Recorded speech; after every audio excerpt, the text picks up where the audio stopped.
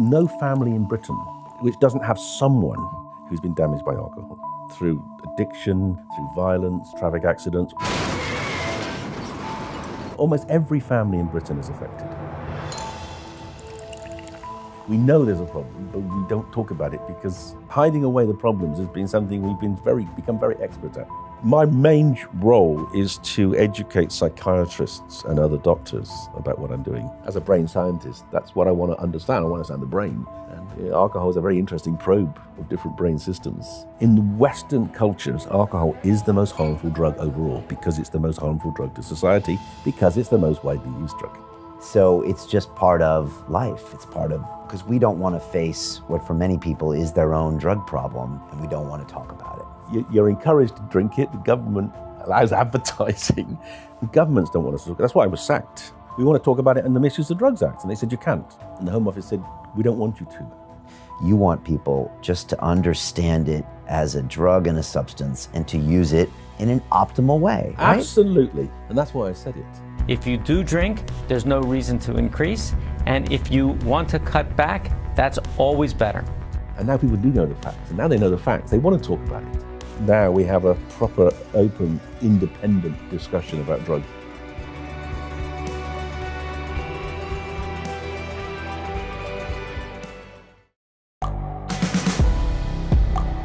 The world is changing.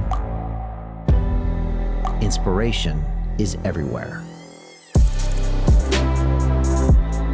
It has never been so easy to connect, share, and bring people together. We're learning from others and finding the best in ourselves.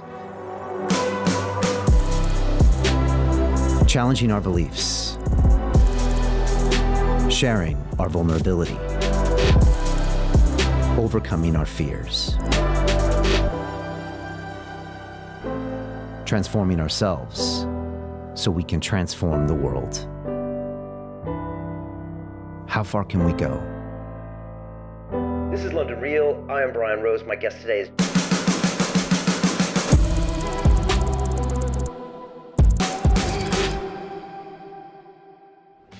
Professor David Nutt wants to talk to you about alcohol and drugs. And as the Deputy Head Professor for the Center for Psychedelic Research at Imperial College London, he should know. And you might remember David for famously being sacked in 2009 for working for the government and saying that ecstasy was actually safer than alcohol and tobacco. And what I love about David is that he runs the numbers. And statistically, it's true. Alcohol is the most dangerous drug in the world. It causes more harm, more death, more cost in this country to the National Health Service than anything out there, and yet it's deeply intertwined into our culture. And so we don't think of it as a drug. And David has a great new book out called Drinking, where he goes through a lot of our common assumptions about alcohol and how we can really look at this drug and try to manage it in our lives. It's something I struggled with for 30 years, drinking almost every single day. I've been sober for 2 years, and it's been a massive game changer for me. Also, David went on and talked about a lot of the psychedelic research that his center is doing, groundbreaking research with LSD, psilocybin, and DMT to get people suffering from addiction, depression, anorexia. This is a fascinating episode. David Nutt is an extreme pioneer in this space. He's a man we should build a statue for. I love his spirit, I love his ideas, and I love his work, and you are going to love this incredible episode with David Nutt. This is London Real. I am Brian Rose. My guest today is Professor David Nutt, the neuro-psycho-pharmacologist specializing in the research of drugs that affect addiction, anxiety, and depression. You are the deputy head for the Center for Psychedelic Research at Imperial College London, alongside Dr. Robin Carhart-Harris and Dr. Rosalind Watts, both of whom recently appeared on the show. In 2009, you famously asserted that ecstasy and LSD were less harmful than alcohol, and you were subsequently fired from the Government Advisory Council on the Misuse of Drugs. Your latest book, Drink, explores the science of alcohol, its detrimental effects on one's health, and the damage it causes to humankind. David, welcome back to London Real. A pleasure being here, Ryan. This is your third time on this show, David. Over 6 or 7 years. Lifetime Achievement Award. Look, it's great to have you back. We've got a lot to talk about. The book is very interesting. Also, everything you're doing at Imperial College, a lot of stuff I didn't even know about. I'd love to talk about everything you're doing with marijuana, with the psychedelics, MDMA. Yep. and everything as well. So super excited to have you here. I wanted to kick off and talk about something that I posted recently and the reaction I got to it. So as I think I just told you, I've been 2 years now without alcohol. Right. Before that, if I could be really honest, I probably struggled with alcohol for 30 years of my life. Started drinking in my teens, like a lot of people, and then pretty much drank heavily in college at my fraternity house, then on to Wall Street, where that was kind of what we did, and pretty much drank every day for a large part of my life. And it was something, David, that I just couldn't figure out. And it was something I struggled with because, you know, if you look on the degrees on my wall, I'm supposed to be a smart guy, but I couldn't figure this out. And it was damaging me physically, my self-esteem, and I could never really figure it out. And I posted this 20-minute vlog talking about this on my channel, and it's been watched about 150,000 times. Wow. And so I think it shows me that a lot of people struggle with this. Indeed. A lot of people don't understand what's going on.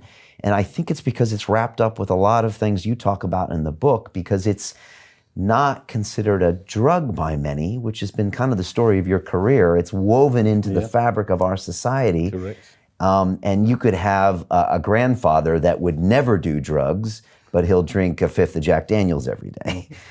Exactly. And so it was really eye-opening to me the way people reacted and responded to this confession. For me, it's been a powerful just thing for me to realize. And I mentioned one of the movies we made last year was Iron Mind, and you probably didn't know, but I openly talked about my struggle also with heroin in 2001, and even an overdose I had when I was in New York City. Oh, wow. So I've kind of been through various stages of different types of drugs and can understand the harmfulness and less harmfulness, but I thought I would just kick it off mentioning that, and the fact that a lot of people, I think, are interested in understanding alcohol, their relationship with it. And so it's powerful that you wrote this book. Well, that was one of the reasons I wrote the book, because if you remember, I start off, the very first paragraph is about how my first evening at university, I'm confronted with the effects of alcohol on 18-year-olds, effects I'd never seen before. I hadn't really drunk very much before I went to university. The first night, the medical students were sitting around, and then one of them, they get drunk, very drunk, I get a bit drunk, and one of them just starts to cry, and I'm thinking he's going to kill himself. He's weeping and wailing, and I'm saying, should we get an ambulance? And another one of the other guys who went to the same school as him said, no, he's always like that when he's drunk. And I'm thinking, wow, isn't that interesting? You know, this drug which you can just go and buy in the shops can produce these enormous changes in people's minds. And in fact, that guy had problems with alcohol most of his life. The guy that told me not to worry actually died of alcoholism. 2 of the 9 undergraduates in that class in medicine, Downing College, Cambridge, 1969, 2 that their lives were seriously blighted by alcohol. And these are smart people. Extremely smart people. You know, it's quite hard to get into Cambridge, and it's very hard to get to do medicine. Yeah, I mean, academically they're up there, but it's intellect, as in your case, is not a defense against the vulnerabilities of drinking, and why that should be is interesting. I'll come on to that perhaps in a minute. But the reason I've written the book. There's never really been a book like this that actually helps people understand their drinking. There's hundreds of books on how to stay sober, and there's quite a lot of books on what it's like to be an alcoholic. But I don't think there's one that actually says, look, try to understand your drinking, try to make sense of it, try to work out why you drink.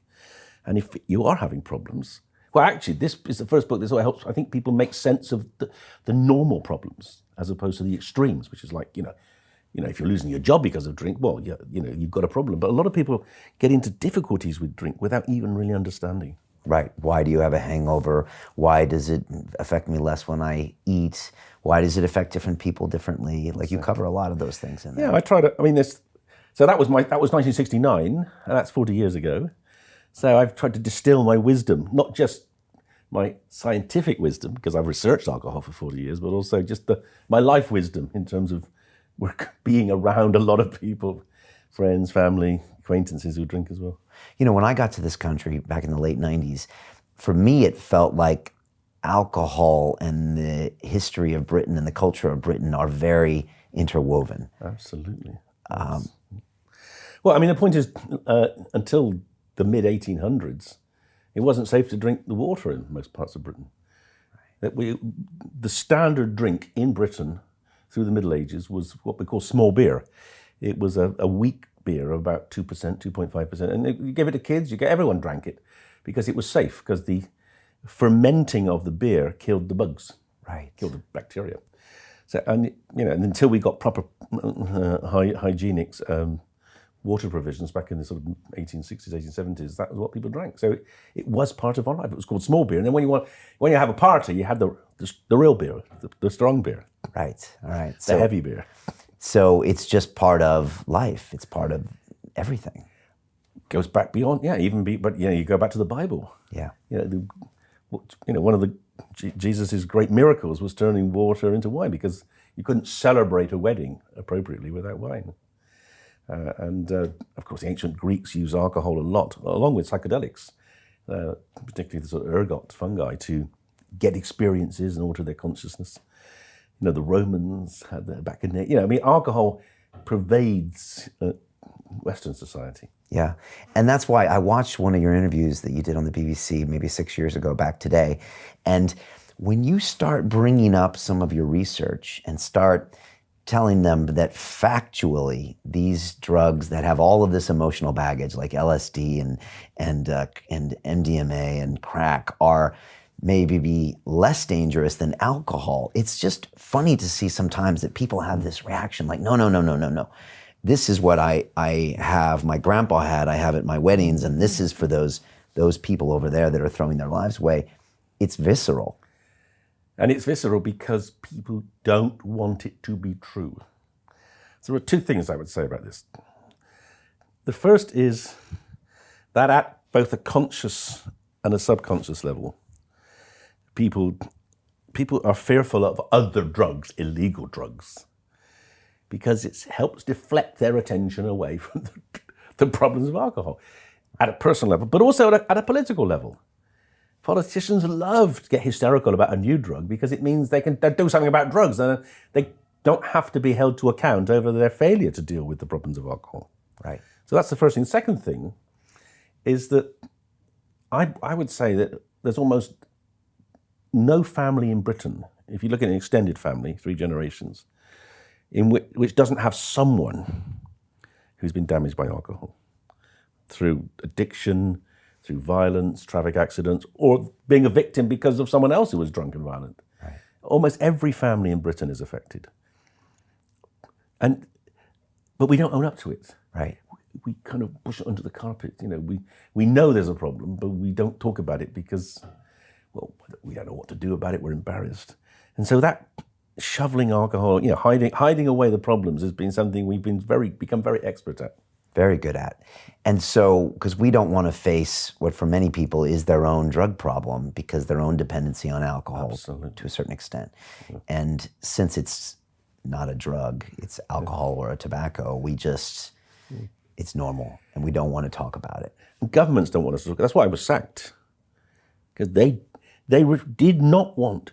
We said, well, look, alcohol's a drug. Obviously, alcohol's a drug. Of course, it's a drug because it changes the way your brain works. Of course, it's a drug. And they said, no, we want to talk about it in the Misuse of Drugs Act. And they said, you can't. And we said, of course, the Misuse of Drugs Act doesn't say we can't.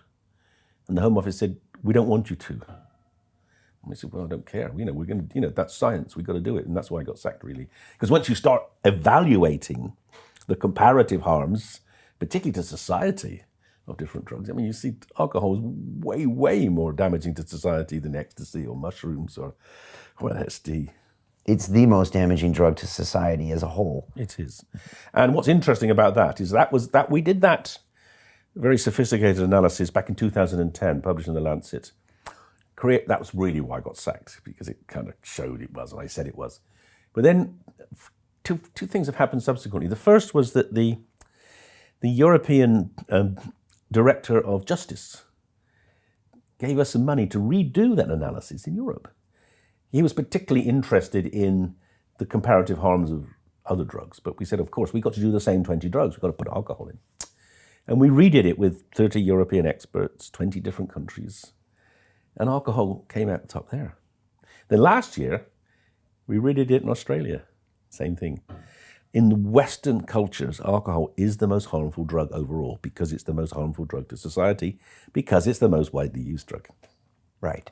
And it creates all sorts of collateral damage. If you go to the A&E, the emergency room on a weekend, it's almost all alcohol related. Absolutely, up to 90%, that's right. And we put up with that. And we put up with that. We put up with that because the media lie about it. There's this terrible, the reason alcohol is never in the spotlight is because politicians don't want it there because they get kickbacks from the drinks industry. The drinks industry doesn't want it in the spotlight because they're making it, I mean, it's the easiest way to make money is to sell booze. The margins are ridiculous. Absolutely. Yeah. And then the newspapers are in the pay, I mean, the newspapers get a lot of support, encouragement for the drinks industry, free booze, not to take on criticism, or not to criticize or accept criticism of the drinks industry. So you find if for every time I say something that is critical, you get nanny state, you get scaremonger, you get let us drink what we want, we're adults and all that kind of crap.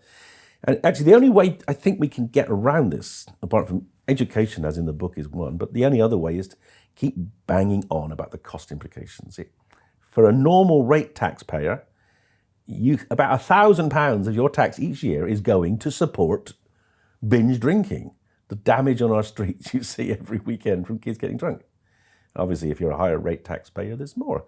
Now, I calculated if we had brought in just a simple measure like they're doing in Scotland, minimum unit pricing, which would have no impact on the cost of what the taxpayers pay, because they're buying booze at more than the minimum price anyway. But it would reduce consumption in young people, reduce consumption in people who are alcohol dependent.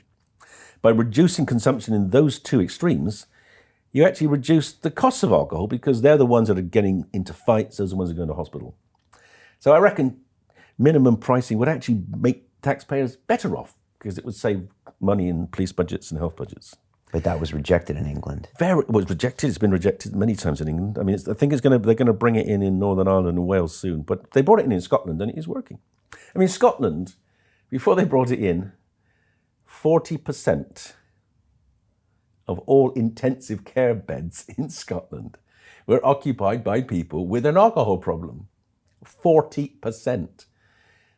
Now, if you reduce consumption in those people just by 10%, because the relationship between alcohol and harm is so curvilinear, if you just reduce consumption by 10%, you can reduce harm at the extremes by 30, 40%. You can get them out of intensive care into ordinary bed. And an intensive care bed is what, £10,000 a night, and ordinary bed's £1,000 a night. I mean, you can save a huge amount of money by making relatively small changes in pricing that just affect the most vulnerable people. But all the time, people say, I don't want more tax. I don't want to pay more for my booze. You won't pay more. You'll save money on taxation. But to get the standard media to accept that is really difficult. Eventually, I mean, a few years ago, I did manage to get The Spectator to take an article on that. That's the only newspaper that's actually really dared to sort of put that message out. And this is this minimum price for alcohol, so Correct. Minimum price per unit. Yeah. Isn't flooded with cheap alcohol. Correct. Okay. I mean, it's absurd, isn't it? You can go into supermarkets and buy alcohol at a less price than water. I mean, it is a weird world when that can happen. Very weird, but it's a powerful industry. It's probably the most sophisticated lobbying industry, maybe defense, I don't know. But I mean, the alcohol industry is very clever. They watched what happened to tobacco, and they learnt the lessons. They didn't actually lie, unlike the tobacco industry lied. Right. It's not addictive. Oh, but you got data. They didn't lie. They just made it appear that they were taking it seriously. And they said, and then they started putting out messages: drink responsibly. Right. Oh, that's a great. I'd love to. You'd love to. Wouldn't we all? The whole point of drink is to lose responsibility. In a way, that was their sort of gesture to try to reduce the harms of alcohol, which is. I mean, we know it's a rather weak way of changing people's behavior. Yeah, it's funny. I look at these Jack Daniels advertisements that are on the tube, and I always read their copy because they always got some funny story. Yes. And they're talking about the history of Jack. And again, it's this whole glamorization of and the story of, and your grandpa did it, and the tough guys have a drink after work, and the whole thing. And then it says the very end, drink responsibly. Yes. But I know they want to sell me 4 bottles at a time. Absolutely. But so they are super smart in how they do that. And of course, the whole glamorization, the advertising, the marketing is very intelligent. Yeah, I mean, they buy the best people. I mean, with the budget that I think they spend maybe 1,000 or 10,000 times more advertising booze than they do advertising the health harms of booze. You know, I mean, they completely saturate all the information you get about booze is almost always driven by the drinks industry. Okay. Some facts. I mean, it right now is the leading cause of death amongst men in the UK, ages 16 to 54. Correct. That would be shocking for most people to hear. And that's why I want to keep beating that drum. And it's going to be the same for women. In a couple of years, it'll be the same, it'll be the leading cause of death in women, because we're seeing a remarkable change in women's drinking. Women under the age of 40 now drink more than men. Why? Because they're richer than men. Women got better jobs, they got better education, better jobs, and they often live with their parents so that they can they've got more disposable income. So women are actually drinking more than men. And because women have got different metabolism, they get affected more for the same consumption. So we're going to see that in women as well, and it's very scary. Wow. And this manifests itself in personal harm, cirrhosis of the liver, cancer, and then fatal injuries based on this drinking. That's right. And then you even go down and break down like the years that come off your life. And yeah, did you find that interesting? I mean, 2 bottles of wine per day, knowing that could take off 21 years of your life is pretty sobering. And I know guys in the city that drink 2 bottles of wine a day easily. Really? Oh yeah. And it's kind of minimum. You're out, and that's kind of happens. What? Yeah. There's a lot of drinking. Well, they tell them, yeah, and this is because there's this peculiar relationship, this curvilinear relationship between alcohol and harm. It goes up very much like this. I mean, it goes up so steeply. You eventually, you just die of alcohol poisoning. You'd have to drink more than. That's one of the amazing things I discovered in my research over the years. Is in Russia, they don't die of cirrhosis. The Scots have the highest cirrhosis rates in the world because they drink enough, but they don't drink too much to instantly kill them. In Russia, they drink so much that they just die of alcohol poisoning. Half of all Russian men die of alcohol poisoning before they get cirrhosis. It's utterly absurd. Wow. And their lifespan is really short. That's right. It's like 15, 20 years less than ours now. Is that an extreme example you look at sometimes? Well, Russia's a fantastic example because we've got data going back to the Second World War. Russia must be maybe the only country outside Africa where life expectancy has gone down since the Second World War. So in Britain and most of Europe, men's life expectancy has gone up by about 12 years since the Second World War. I mean, more than women's. We're healthier, we know more, we got better health care, we eat better, less pollution. Russians has gone down and it's all due to alcohol. But, in Russia, they don't consider beer alcohol. Beer looks like lemonade. They don't count beer drink. They don't count how much we don't know how much they drink beer. They drink. They don't count it. But they do. But the drink they drink is vodka. All the vodka in Russia is made by the state. So 20 odd years ago, Gorbachev was horrified by the death rates from alcohol. So he just said, okay, next year, half the production of vodka. Just half the production. So basically, people drank less because there was less available. And you saw that, within a year, life expectancy had gone up by like 2 years. Yeah. And it went up for the next year. But the people revolted. And, Russia is quite a difficult place to live. And then it was worse. And now it's a pretty miserable place. And alcohol is the opium of the masses there. And they rebelled, and he was forced to make it more available. So life expectancy went up, and then he made it more available, it crashed. And the same thing happened about 10 years later, I think, with Yeltsin. So we've seen through government policies that this terrible poor life expectancy is all driven by the availability of alcohol. Right. And you think that ultimately, by showing the cost benefits, that might get some change in this country. I mean, we're always talking about the NHS and how much it's costing, you know. Well, I hope so. I mean, look, we can tell, we've been pointing out for decades that, you know, as I say, every family in Britain knows someone that's been damaged by alcohol.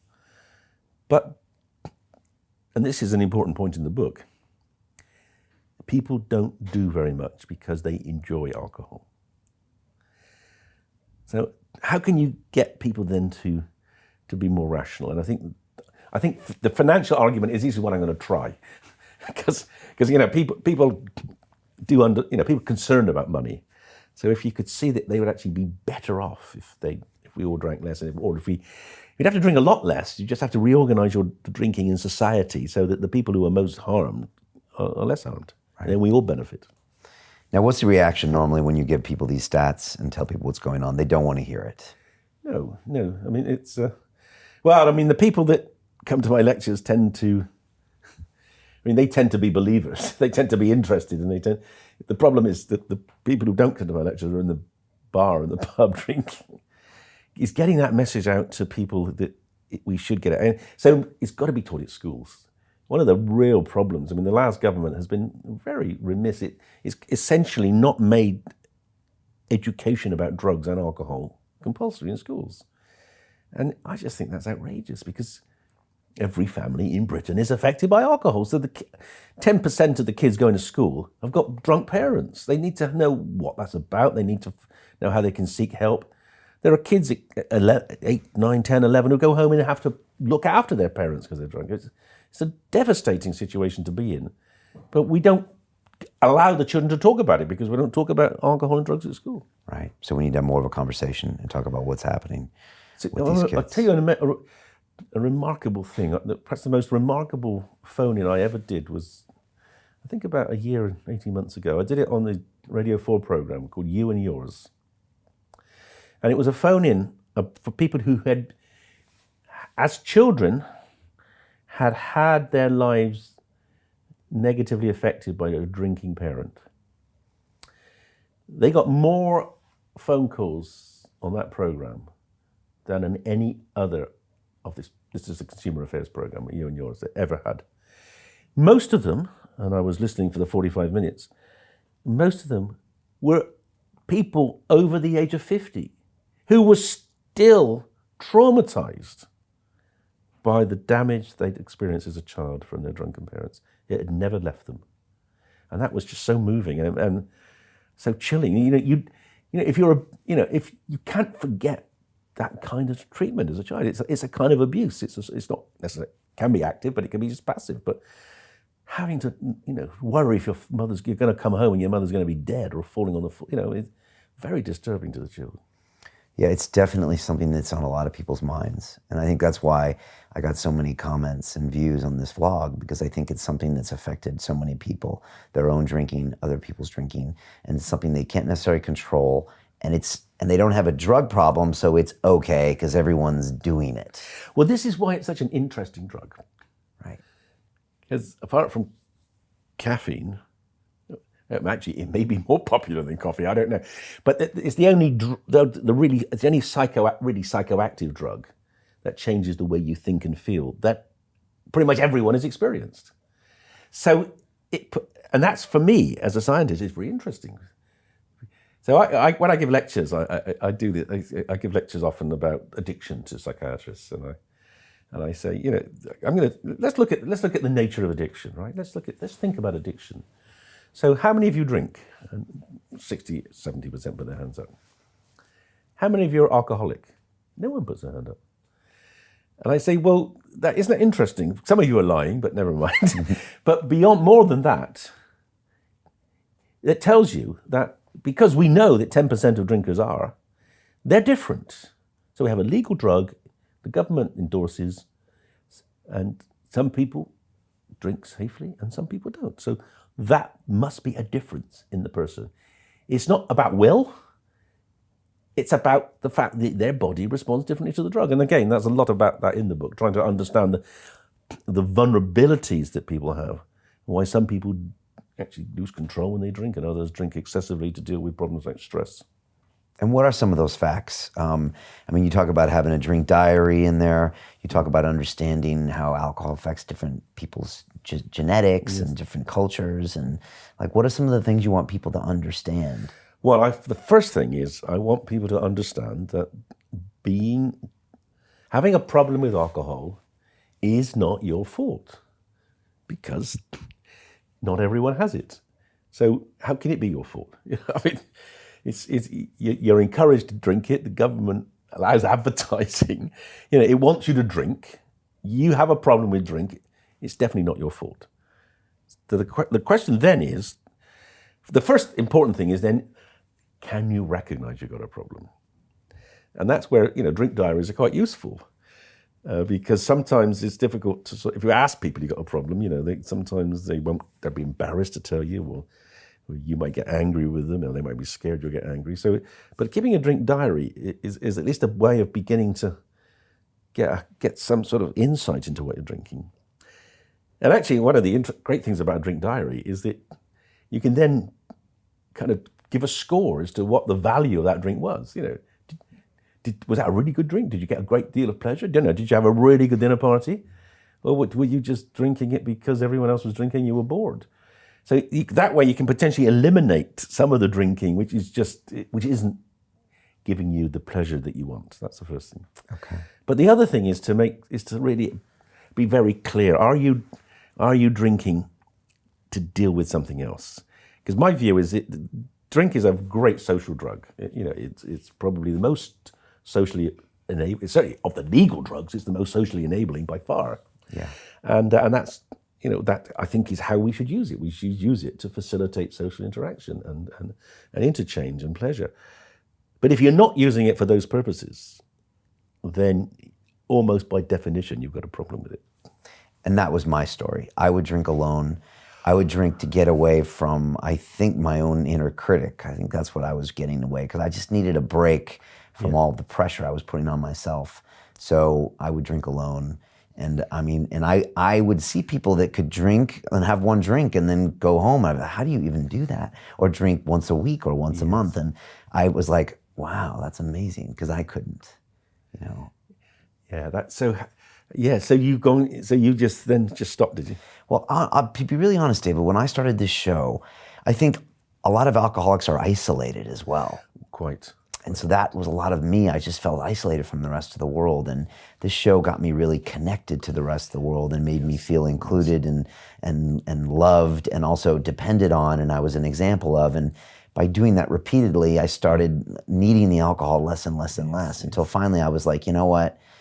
I don't need you anymore, and I'm going to make a distinct choice that I'm not going to use it even as a minor crutch here and there. Yeah.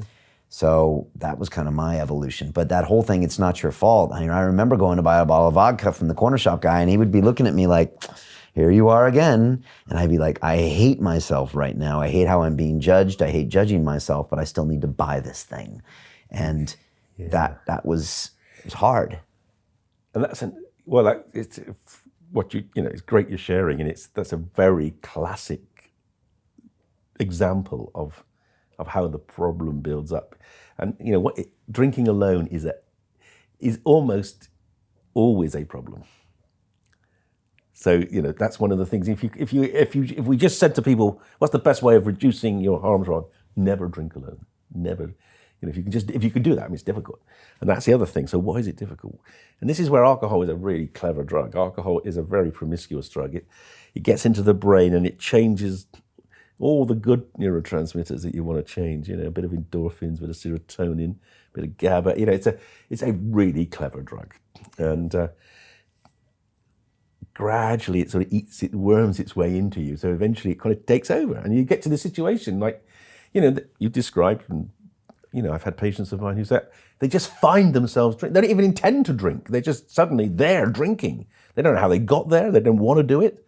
They don't even enjoy it very much, but they can't stop. It becomes a compulsion. And you give yourself the celebratory drink. I had a hard day at work, I'm gonna have a scotch. Mm-hmm. We got married, let's have some champagne. Yes. We won, it's just all ingrained in the culture. And then you get there and you're like, why am I drinking this?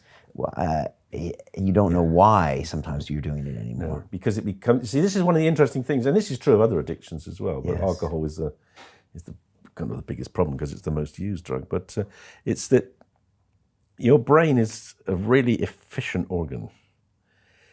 Your brain tries to make as much of what you do habitual as possible. You don't want to be thinking about everything, because Right. thinking's hard work. You want it just be, imagine if you had to think every time you made a sentence, if you had to write it down before you go mad. So your brain, it learns to be very, very efficient. And when you start drinking, it just learns to take over and to stop it being conscious and make it a habit. And once it becomes a habit, it's like biting your nails or habits are really hard to break. They're in a different part of the brain. Actually, it's very hard to unlearn. Once you've learned something to a habit level, it's very hard to unlearn it. And that's why so many people relapse. Right, and you see an old buddy, and you're always having a beer with him, and end of a long day, and it's already there. It's Or a even just habit. talking about it. I begin to salivate for my next beer. I'm thinking, a long day for me. I really could, it'd be lovely to have a bit cold beer now, chatting with you, because it's very conditioned. Yeah, and that's what I love about you, David, because you have a wine bar in Ealing. So I think that's actually makes this even more interesting because you're not going out and saying everyone should be a teetotaler, everyone should stop drinking. You want people just to understand it as a drug and a substance and to use it in an optimal way, right? Absolutely. Optimize your drinking. And drinking, the best times we all have with drinking are when we do it socially. It's the ultimate social drug, legal drug. So let's drink socially. That's how we tended to drink. We tended to drink in pubs in England or bars in other countries. We drank with family around the table. Drink socially. Ideally outside the home. One of the reasons we've got such a big increase in alcohol consumption in Britain in the last 40 years is because we have brought alcohol into our homes. We didn't used to. When I was a kid, we didn't have alcohol. We didn't drink with me. Well, maybe on a Sunday lunchtime we might have a sherry. Now it's almost the norm that everyone drinks at home with almost every meal, and that is not thought. That's what you do. It's become a habit. A kind of cultural habit as opposed to a personal habit. So I think I have a wine bar because the wine bar in Ealing is designed to do two things. It's actually my daughter's wine bar. I'm just sort of supporting her financially with it. But her vision is it's very hard for women to find anywhere to drink where they're not going to be pestered by drunk men. They don't want to go to pubs. There's just soccer playing and there's men falling over them and pouring beer. So this is a kind of little haven where women can go and have quality wine. So it's mostly organic. It's high quality. So you taste it, you enjoy it. You can't slurp it back because it's too expensive. So it's about being part of the experience rather than just getting drunk. Right, and that was the plan for it. That was right, absolutely, and it's worked out. And that was her plan. Give women an opportunity, somewhere to go. Again, women are well off now. They want to socialise with their friends. They want to have a drink because it's fun, but there are very few places for them to do it. Yeah, certainly in Ealing. And it's funny how you say that. I mean, if I talked about the optimal times where I was drinking, it was probably in a social situation at a low dose. Yes. And the other times is when it wasn't optimal. On the 20th tequila shot, that's not optimal. I don't even know what's happening. I'm doing bad things. Alone, it's not happening. But there was probably a time which, like, I think Brad Pitt came out recently and said, I've had my alcohol privileges revoked. That's what Brad Pitt said. And that's what I've done to myself. For me, I've revoked them from me because I don't think I can handle it, and I'm okay with that, and I'm going to do all these other things. Well, the other thing is you've got a lot of things to fill in the gap. Yes. Yeah, and that's great. I mean, and that's, of course, one of the things for people who've got alcohol problems, we do try to find other things that can interest them and relax them or deal with the stress, but also just to give them something to do.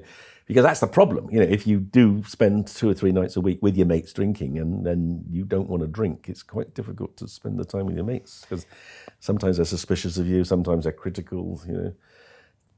sometimes they're quite boring when you're sober.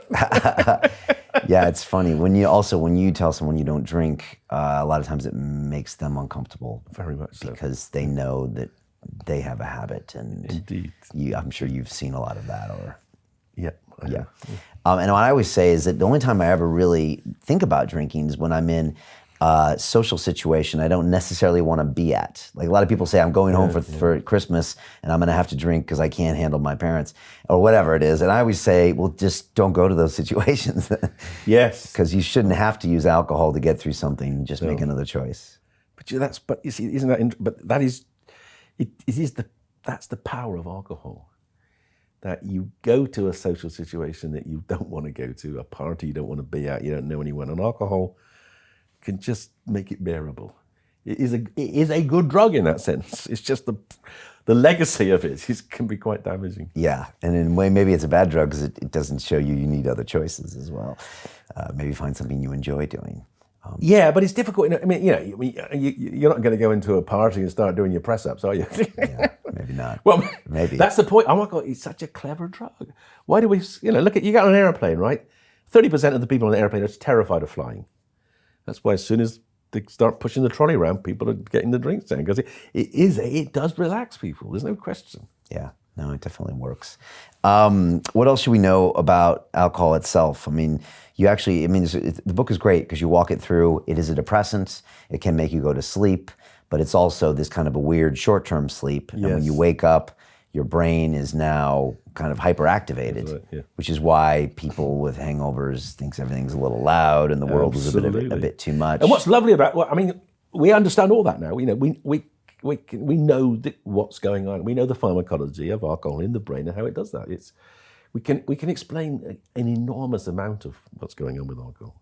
Right. To me, I find that quite exciting because as a brain scientist, that's what I want to understand. I want to understand the brain, and alcohol is a very interesting probe of different brain systems, and the changes we see that underpin the effects of alcohol, are relevant to all sorts of disorders. They're relevant to disorders like sleep disorders, relevant to epilepsy, relevant to anxiety, depression. And the hangover, in its very pure form, is a withdrawal of alcohol. That's usually what people are experiencing. But it's interesting. But it's not. Everyone doesn't get hangovers. Okay. This is one of the reasons I used to run the alcohol research ward at NIH in America for 2 years. I lived in America, in Bethesda, went to work at NIH for 2 years, and we used to admit people and alcoholics and detoxify them, get them through there. And I'd interviewed every single patient that went through that ward in 2 years.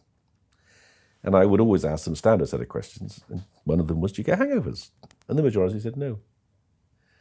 And that's, of course, one of the reasons they drank so much, because, you've had a hangover, I presume. Oh, yeah. And I've had hangovers. And don't you always say never again? Oh, yeah. You always say never again. And sometimes actually depends on I remember once having the most disgusting, it's not in the book, but I'll share with you.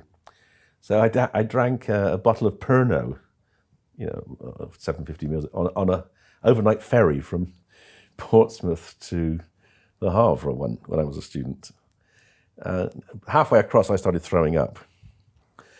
And I couldn't smell aniseed without wanting to throw up for like 10 years. I was so sensitized to that experience of vomiting on aniseed. It can lead to very enduring memories too.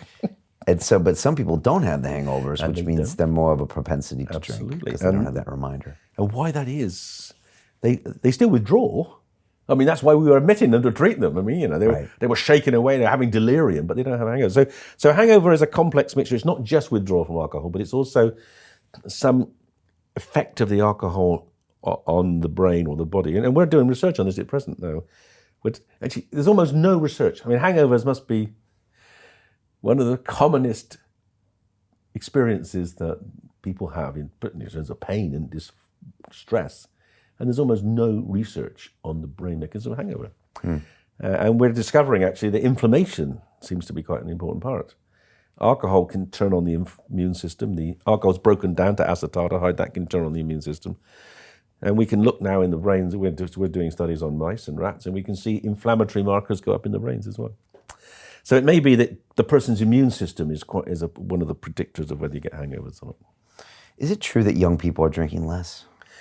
A group of young people are drinking less. Okay. And that's more true in London than elsewhere. So there are these under 24-year-olds, 25-year-olds who are they're either low or no. And they're doing it for reasons of you. They're doing it because, they're your followers. They're into fitness, they're into health. They don't want to be like their parents. Right. They've made an active choice. And but the ones who haven't are drinking as much, if not more. Okay. Because the actual net consumption's not gone down. Okay. So we're not anywhere near out of the clear. I had this wonderful conversation a few years ago when usually they used to wheel me out as a sort of contrarian in press meetings, where they'd have the drinks industry and the pro-drinks lobbyists and all that. And I remember one of them said to me, one of the drinks guys said to me, he said, well, look, David, he said, you're going on about this alcohol problem. Yeah, okay, so it's gone up, 5-fold in the last 20 years, but at least it's flattened out now. Isn't that a good thing? And I thought, no, it's not a good thing, because if you say it's flattened and it's a good thing, then we don't have to worry about the fact it's still 5 times higher than it should be. But that's the kind of way the drinks industry, very, very clever. Well, it's not going up anymore, so it's all right. If it's not rising, it's all right. And to which my response in the book is, well, actually, it's risen by this much. Deaths have risen by 3-fold, 4-fold in terms of liver. So it's not all right. And look at France. If you reduce it to where it was before, you will reduce deaths. So no, it's not all right. To continue watching the rest of the episode for free, visit our website londonreal.tv or click the link in the description below.